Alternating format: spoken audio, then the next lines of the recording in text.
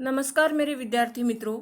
आज हम रचना कौशल writing skill के अंतर्गत पढ़ने जा रहे हैं पत्रकारीय लेखन का एक भाग आलेख लेखन। इससे पहले हमने फीचर लेखन पढ़ा।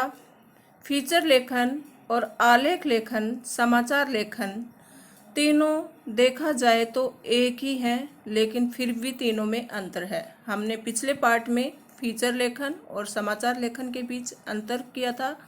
आज मैं बताऊंगी कि आलेख लेखन और फीचर लेखन में क्या प्रमुख अंतर है।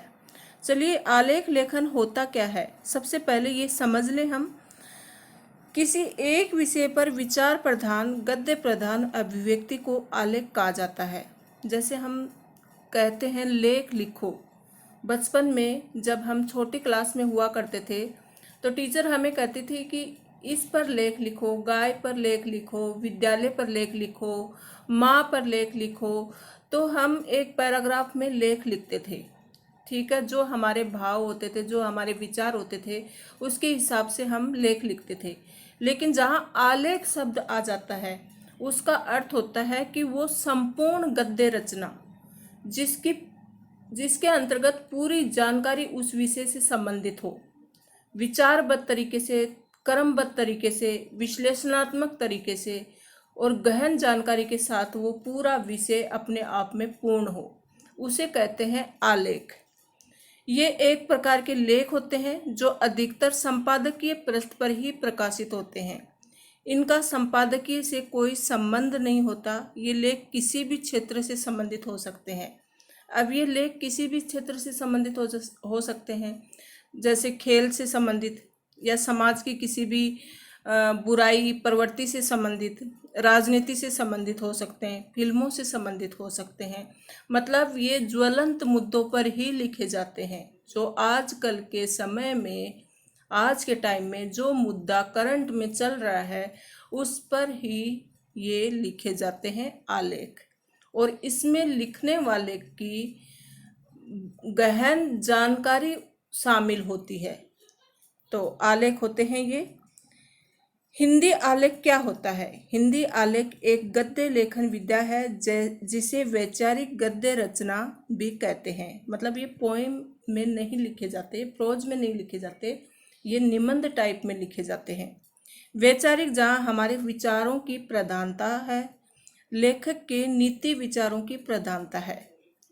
आलेख निम्न विषयों पर प्रतिपादित किए जाते हैं, जैसे ज्वलंत विषय, समस्याओं, अवसरों तथा चरित्र पर आलेख लिखे जा सकते हैं। जैसे करंट में सुशांत सिंह पर आलेख हो सकता है। कोई भी समस्या, जैसे कृषि बिल, किसानों से संबंधित समस्या हो सकती है। कोई भी करंट का मुद्दा, जैसे महामारी, तो ये करंट मुद्दे हैं और इस पर आपको आलेख आजकल के समाचार पत्रों में कहीं ना कहीं आपको मिल ही जाएंगे।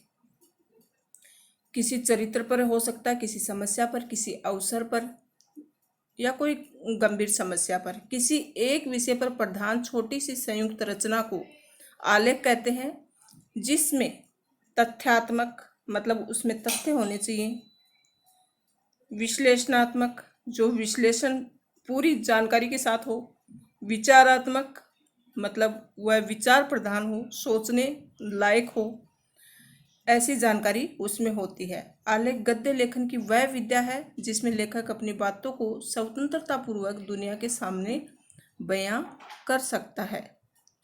तो ये होता है आलेख। अब हम पढ़ेंगे कि आलेख के मुख्य अंग क्या हैं। देखो, जैसे निबंध हम लिखते हैं, भूमिका, फिर उसका विषय, प्रतिपाद, फिर लास्ट में निष्कर्ष, ऐसे ही आलेख होता है। आलेख में भी सबसे पहले भूमिका होती है, कि मतलब जो भी विषय हम ले रहे हैं, जिससे संबंधित हम आलेख लिखने जा रहे हैं, उसकी स्टार्टिंग हम उसकी भूमिका तैयार करेंगे। उसके बाद उस विषय से संबंधित हम मुद्दे तथ्यात्मक जानकारी के साथ लिखेंगे और बाद में हम तुलनात्मक चर्चा उसकी करेंगे, मतलब निष्कर्ष के रूप में। तो भूमिका, विषय का प्रतिपादन, तुलनात्मक चर्चा और निष्कर्ष। सर्वप्रथम शीर्षक के अनुकूल भूमिका लिखी जाती है। ये बहुत लंबी न होकर संक्षेप में होनी चाहिए। विषय के प्रतिपादन में विषय का वर्गीकरण, आकार, रूप व क्षेत्र आते हैं। इसमें विषय का क्रमिक विकास किया जाता है। क्रम के अकॉर्डिंग लिखेंगे, ऐसा नहीं कि एक बात हमने लिख दी फिर उसको दोबारा हम रिपीट करें, तो उसमें निरस्ता आ जाती है, पढ़ने वाले का मन नहीं लगता है। एक बात लिखने के बाद आगे से आगे हम दूसरा मुद्दा उठाएंगे और हर भाव को हर पैराग्राफ में रखेंगे। विषय में तारतम्यता व क्रमबद्धता अवश्य होनी चाहिए। तुलनात्मक चर्चा में विषय वस्तु का तुलनात्मक विश्लेषण किया जाता है। तुलनात्मक विश्लेषण का अर्थ ये है कि हम जो विषय के ऊपर लिख रहे हैं उसके गुण और दोष बताते हुए हम उसको क्रमबद्ध तरीके से तारतम्यता के साथ हम आगे बढ़ते जाएंगे, बात को बार बार दोहराएंगे नहीं, और अंत में विषय का निष्कर्ष प्रस्तुत किया जाता है। तो प्रमुख बातें क्या होनी चाहिए, लिखते समय किन बातों का ध्यान रखना चाहिए। लेख लिखने से पूर्व विषय का चिंतन मनन करके विषय वस्तु का विश्लेषण करना चाहिए। लेख लिखने से पहले हमें उस विषय के बारे में पूरा चिंतन मनन कर लेना चाहिए।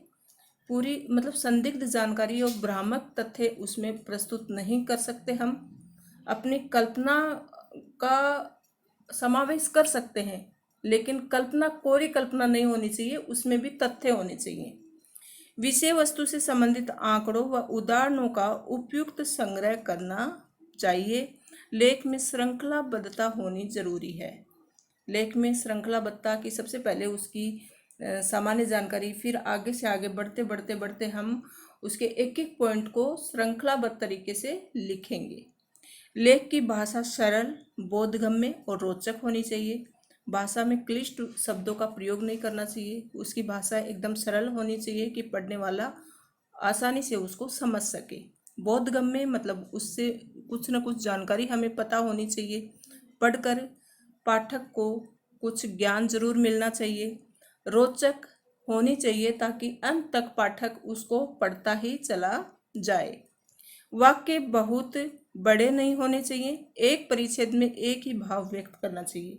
जो पैराग्राफ आप बनाओगे, अनुच्छेद जो लिखोगे, पैसेज, तो एक पैराग्राफ में एक परिच्छेद में एक ही बात के ऊपर चर्चा होनी चाहिए। उसके बाद दूसरा पैराग्राफ छोटे छोटे होने चाहिए। लेख की प्रस्तावना व समापन में रोचकता होनी जरूरी है। तो स्टार्टिंग में भी रोचकता होनी जरूरी है और अंत में भी उसके समापन को भी रोचकता के साथ करना जरूरी है। विरोधाभास, दोहरापन। विरोधाभास मतलब एक बार आपने उसके पक्ष में बात कही और फिर वही अपने ही वाक्य से आपने उसी बात को काट दिया, तो वह विरोधाभास की स्थिति होती है। तो विरोधाभास नहीं होना चाहिए। फिर दोहरापन नहीं होना चाहिए, मतलब एक बात कही फिर वापस आपने वही बात रिपीट कर दी, तो ये भी उसमें नहीं होना चाहिए। असंतुलन, संतुलित वाक्य होने चाहिए, उसमें किसी प्रकार का असंतुलन नहीं होना चाहिए। तथ्यों की असंदिग्धता मतलब किसी प्रकार का उन तथ्यों पर जो आपने जुटाए हैं उस पर किसी प्रकार का कोई भी संदेह नहीं होना चाहिए कि ये बात गलत हो सकती है, ऐसा नहीं होना चाहिए। सही सटीक जानकारी उसके अंतर्गत रोचक तरीके से प्रस्तुत होनी चाहिए। चलिए आलेख लेखन का उदाहरण हम अब पढ़ते हैं कि आलेख किस तरह से शुरू करने चाहिए, उसमें पैराग्राफ में कैसी बातें लिखनी चाहिए, उसका समापन किस तरह से करना चाहिए। हमने लिया है बढ़ती आबादी देश की बर्बादी, क्योंकि आपको जब भी आलेख मिलेंगे ना तो वह इस तरह से ही मिलेंगे कि उस पर करंट मुद्दों से संबंधित रहेंगे कहीं ना कहीं। तो आप उसके ऊपर लिख सकते हो कि किस तरह से उसको शुरू कर सकते हैं। देखो सबसे पहले तो मैं बता दूं कि हमने पहले पढ़ा था फीचर लेखन और अब हम पढ़ रहे हैं आलेख लेखन। तो इन दोनों में अंतर क्या है। फीचर किसी रोचक विषय पर मनोरंजक ढंग से लिखा गया विशिष्ट आलेख होता है। ये मनोरंजक ढंग से तथ्यों को प्रस्तुत करने की कला होती है, जबकि आलेख गंभीर अध्ययन पर आधारित प्रामाणिक रचना होती है। तो आलेख में हमें तथ्यात्मक जानकारी, विश्लेषणात्मक जानकारी और विचारात्मक जानकारी के साथ उसको प्रस्तुत करना होता है गहन अध्ययन के पश्चात। जबकि आलेख जो फीचर होते हैं उनको हम मनोरंजक ढंग से लिखते हैं और विशिष्ट शैली में, मतलब एक कथात्मक शैली में, कहानी के रूप में फीचर को लिखते हैं। जबकि इसको हम विवेचनात्मक शैली में लिखते हैं। तो निबंध की तरह लिखा जाता है आलेख। फिर फीचर विषय से संबंधित व्यक्तिगत अनुभूतियों पर आधारित विशिष्ट आलेख होता है, जिसमें कल्पनाशीलता और सृजनात्मक कौशल होनी चाहिए।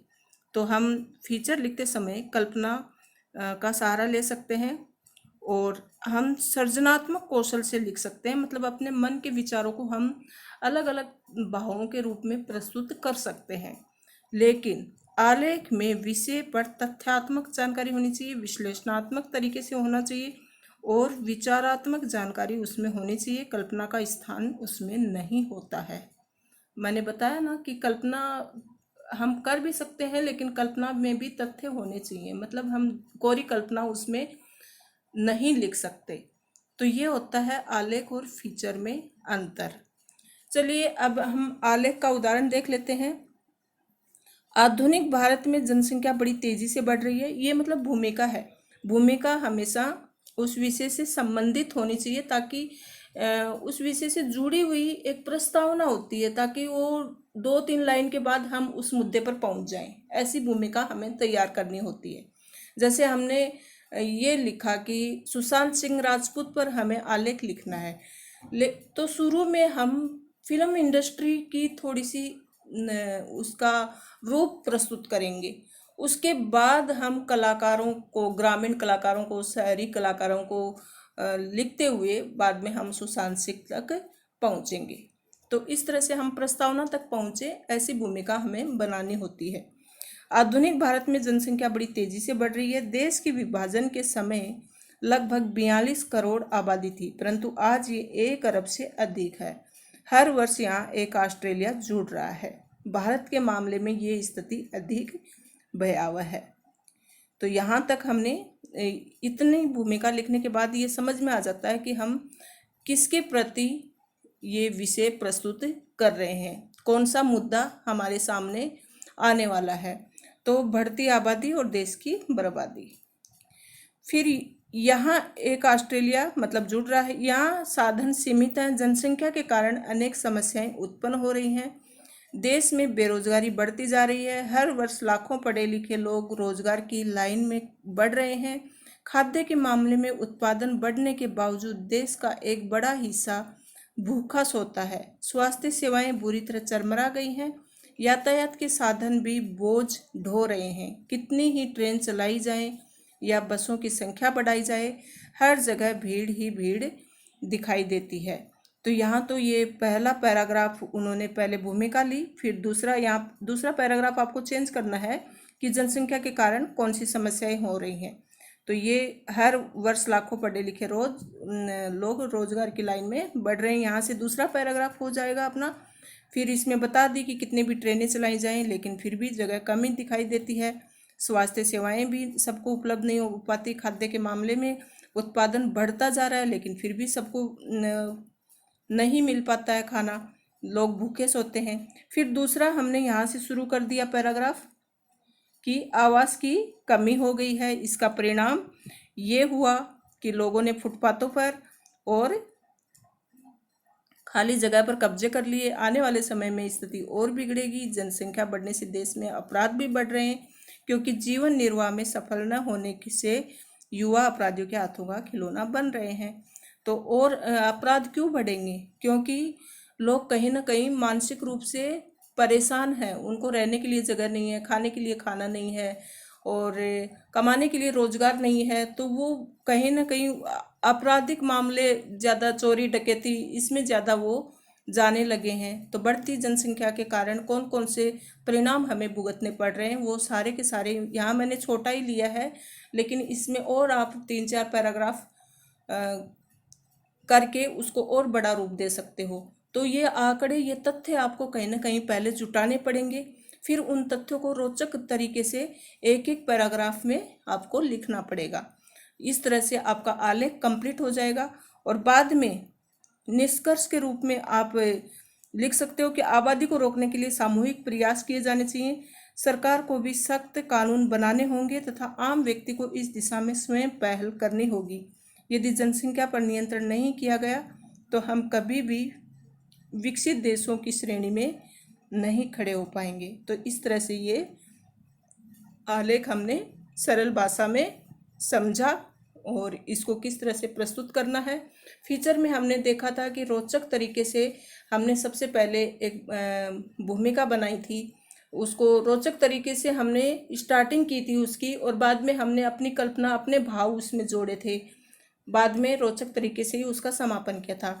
लेकिन ये जो आलेख होता है, आलेख में हम एक गंभीर विवेचनात्मक और विश्लेषणात्मक तरीके से एक एक विषय को प्रस्तुत करते हैं।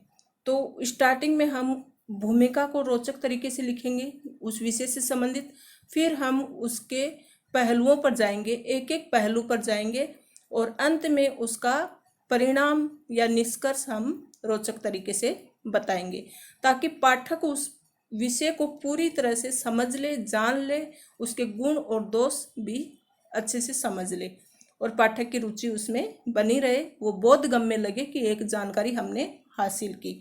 इस तरह का आलेख आपको लिखना है। फिर दूसरा मैंने एक और उदाहरण इसमें लिया है, विकास की कुंजी है टेक्नोलॉजी। आप तो जानते ही हैं कि आज टेक्नोलॉजी का ज़माना है, टेक्नोलॉजी के चलते हम आगे तक आ चुके हैं। तो ये टेक्नोलॉजी से हमें क्या क्या, मतलब किन किन चीज़ों में हम आगे बढ़ रहे हैं, टेक्नोलॉजी हमारे लिए कितनी महत्वपूर्ण है, ये इस आलेख में आपको बताया गया है। तो देखो इसकी भूमिका किस तरह से बनाई।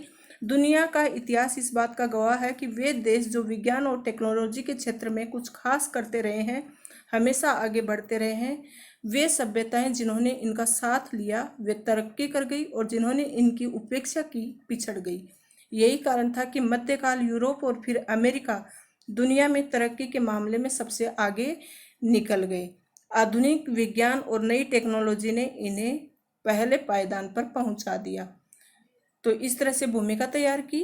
तो विकास की कुंजी है टेक्नोलॉजी, मतलब विकास कैसे होगा, टेक्नोलॉजी से ही संभव है। मुगलों के बाद अंग्रेजों के शासन ने भारत को पीछे धकेला। आज़ादी के बाद इस दिशा में कुछ प्रयास हुए, उसी का नतीजा है कि हम अंतरिक्ष और परमाणु विज्ञान में आगे बढ़ने के साथ साथ कृषि क्षेत्र में भी काफ़ी आगे चले गए। कृषि में आधुनिक विज्ञान और नई टेक्नोलॉजी ने हमें इस लायक बनाया कि खाद्यान्न उत्पादन के मामले में भारत आत्मनिर्भर हो गया। यहाँ मतलब आपको यहाँ से पैराग्राफ बनाना है कि आज़ादी के बाद इस दिशा में कुछ प्रयास हुई। तो यहाँ पे कृषि का मुद्दा उठा लिया कि कृषि में हमने टेक्नोलॉजी से हमारा भारत कहीं ना कहीं आत्मनिर्भर बना है। तो आज 125 करोड़ की आबादी वाला ये देश अन्न के मामले में आत्मनिर्भर है।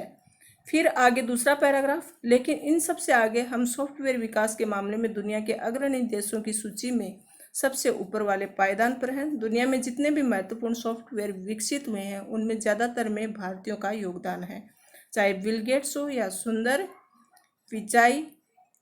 सभी को इस बात को मानते हैं कि सॉफ्टवेयर के विकास में भारतीय सबसे आगे हैं। तो कृषि के मामले में, सॉफ्टवेयर के विकास में, फिर रोजगार के मामले में, तो इस तरह से अलग अलग पैराग्राफ बनाते हुए हमने ये फीचर किया है। देश में रोजगार बढ़ाने के लिए भी टेक्नोलॉजी की बहुत उपयोगिता है, लेकिन भारत की समस्या ये है कि यहाँ वैज्ञानिक अनुसंधान बहुत कम होते हैं। हमारे यहाँ हजारों इंजीनियरिंग संस्थान हैं, लेकिन वहाँ भी रिसर्च नहीं के बराबर है, और इसका नतीजा है कि योग्य और मेधावी छात्र विदेश चले जाते हैं।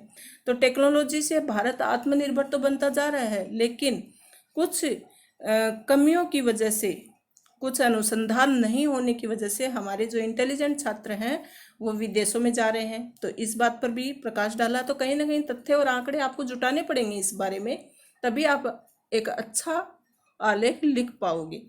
तो आलेख लिखने के लिए आपको सारे आंकड़े जुटा करके आपकी वैचारिक शक्ति को बढ़ाते हुए, वैचारिक शक्ति को इसमें दर्शाना है कि आप कितना अच्छा शब्द भंडार रखते हैं, और सरल भाषा में प्रस्तुत करना है ताकि पाठक का मन उसमें लगा रहे, पाठक उसको पूरा पढ़े और रुचि के साथ पढ़े। तो इस तरह से फिर अंत में देखो, टेक्नोलॉजी हमारे जीवन का तरीका ही नहीं, शासन चलाने का तरीका भी बदल सकती है। इससे पारदर्शिता बढ़ती है, जिसकी भारत जैसे देश को सख्त जरूरत है।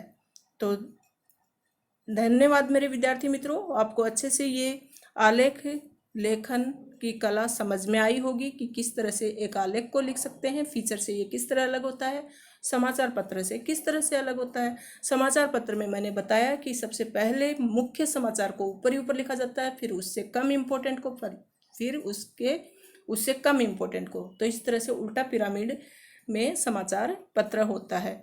फिर जो फीचर लेखन है उसका स्टार्टिंग और अंत एकदम रोचक होना चाहिए, उसमें हम अपनी कल्पनाओं का समावेश कर सकते हैं और कथात्मक शैली में उसको लिखते हैं एक कहानी की तरह। जबकि जो आलेख होता है वह एक निबंध की तरह होता है, लेकिन निबंध से थोड़ा छोटा होता है और उसमें गहन विश्लेषणात्मक तथ्यात्मक जानकारी शामिल होती है। और आलेख का मतलब होता है कि किसी विषय वस्तु को जो हम ले रहे हैं, जो भी टॉपिक हम ले रहे हैं, वो पूरा का पूरा अपने आप में पूर्ण हो, उसकी पूरी जानकारी हमें एक विषय के अंतर्गत मिल जाए और हर एक एक चीज़ को, उससे रिलेटेड जो एक एक चीज़ है उसको अलग अलग पैसेज में हम लिखेंगे। और भावों का दोहरान नहीं होना चाहिए, एक बात को फिर से रिपीट नहीं करना चाहिए। दूसरी बात कि उसमें जो तथ्य लिखे गए हैं वो संदिग्ध नहीं होने चाहिए, भ्रामक नहीं होनी चाहिए। पाठक को ये नहीं लगना चाहिए कि इसमें गलत तथ्य बताए गए हैं। तो ये सारी बातें हमें आलेख लिखते समय ध्यान रखनी है।